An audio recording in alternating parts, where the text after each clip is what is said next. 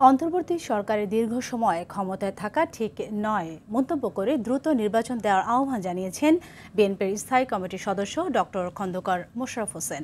ঢাকা বিশ্ববিদ্যালয় ফ্যাসিবাদের প্রাণকেন্দ্র ছিল বলে মন্তব্য করেছেন বিএনপির সিনিয়র যুগ্ম মহাসচিব রুহুল কবির রিজভী। আশিকুল আলম জানাচ্ছেন বিস্তারিত।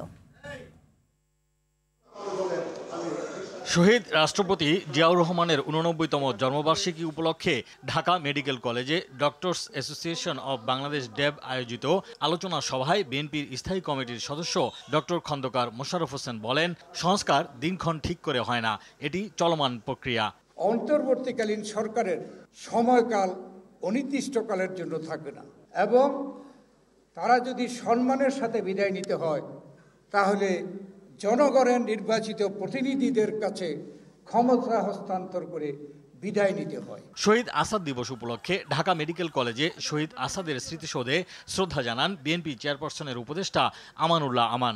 এ সময় আসাদের আত্মত্যাগ সৌর শাসন বিরোধী আন্দোলনকে সবসময়ই বেগবান করে বলে মন্তব্য করেন তিনি। যত দ্রুত সম্ভব সংস্কারগুলি প্রায় শেষ, সে সংস্কার শেষ করে দ্রুত নির্বাচনের মাধ্যমে গণতান্ত্রিক সরকারের কাছে ক্ষমতা হস্তান্তর করবে। ঢাকা বিশ্ববিদ্যালয়ের মল চত্বরে জিয়াউর রহমানের জন্মবার্ষিকী উপলক্ষে বৃক্ষরোপণ কর্মসূচির আয়োজন করে জিয়াউর রহমান ফাউন্ডেশন।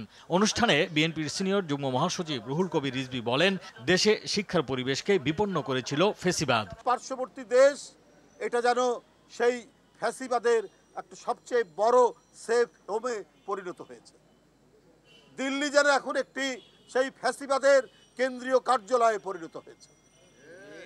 সুতরাং তারা বসে নেই, তারা নানা কায়দায় নানাভাবে তারা তাদের চক্রান্ত ষড়যন্ত্র অব্যাহত রেখেছে।